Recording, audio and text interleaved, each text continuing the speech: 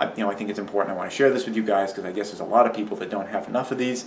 But that's something you need to know. And if you have one of these and it's kind of dirty and you wash it out, it's not going to be like it's brand new again. The washing process, what it does is that it makes it better than it was prior, but it's not, it's never going to be like brand new again. This is something to help you get through it in a little bit of a better situation, but it's not a magic bullet. It's just something that improves things. So what I'm going to do is take this mask that I had for my car, and we're going to go down to the sink right here. So the first thing we have to figure out here is which way we're going to wash this, and it's very important. If you imagine the way that this thing works, the dirty air is out here, and it gets drawn up to the mask, goes through the mask, and then comes out this side, cleaner than it was on the other side.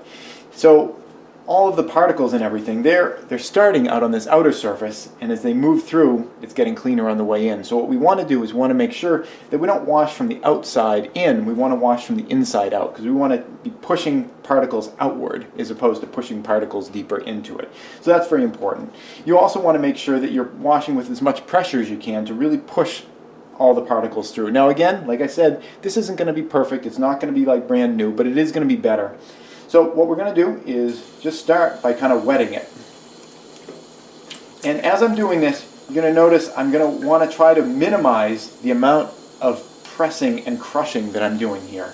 Because any kind of pressing and crushing is going to be crunching down all the little air spaces, and it's going to make it so that it's harder to get air through this thing later on. So I really want to minimize any kind of squishing and crunching that I do as I do this. So we've already got some water. You can see it actually, this could be used as a water holding container. It holds water pretty well.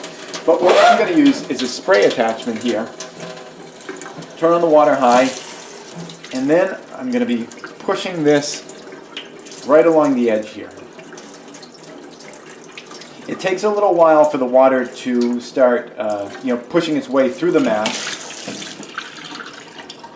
But eventually, the water is going to make its way through, and you can tell usually by the outer surface starts to maybe change color a little bit. You can really see that the water has started to break through, and I'm just holding it on here,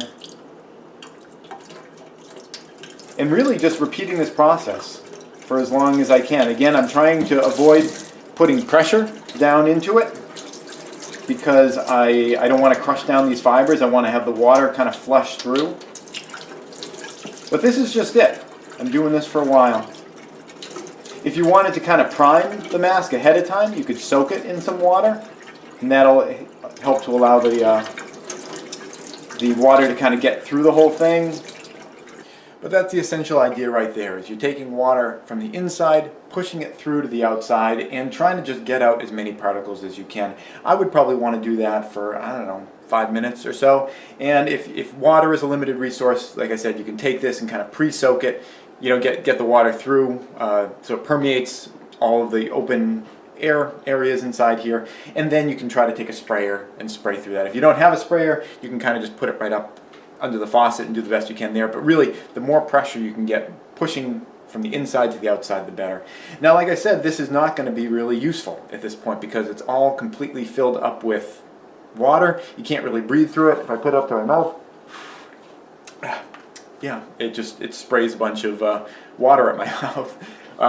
So, this is not going to be useful for a while until it dries. As a matter of fact, if I were to try to breathe through this and didn't allow myself not to, it's essentially waterboarding. It's a cloth over your face, kind of simulating that you're being drowned. So definitely have to be able to let this thing dry, and dry really well, because you don't want to obviously start growing mold and things in there, because that would take a bad situation and make it even worse if you're breathing in mold spores. So that's it. I hope this is helpful to you guys. I hope that you guys get through this in the best way that you possibly can if you're in this situation, and next time, stock up. A little bit of prepping can make your life a lot more comfortable if you just think ahead about possibilities and things like that, and can make terrible situations just moderately awful. That's it.